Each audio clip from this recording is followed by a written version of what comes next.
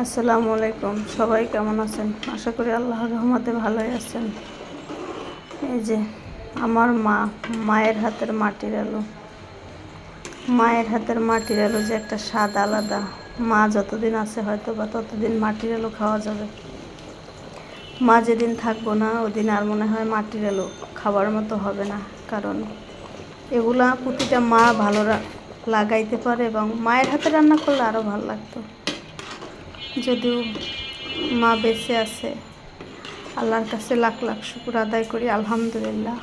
মা বাইসে আসছিল বিদায় মা মাটির আলু নিয়ে আসলো, রান্না করলাম। যাই হোক, আপনারা সবাই আমার মায়ের জন্য দোয়া করবেন। কারণ মা যেদিন থাকবো না এই পৃথিবীতে সেদিন আর কেউই থাকবো না এই পৃথিবী। মানে মা না থাকলে আসলে একটা নারীর কিছুই থাকে না। কারণ একটা মেয়ে মানুষকে সবাই বলে, স্বামীও বলে আমি আছি দেখবো, ছেলে মেয়ে বলে দেখবো, কিন্তু মা এমন একটা জিনিস, দোয়া করার একটা রাস্তা। মার দোয়া ছাড়া কিছুই হয় না। তাই যাই হোক, যার যার মা আছে সবাই মায়ের প্রতি খেয়াল রাখবেন, মায়ের জন্য দোয়া করবেন।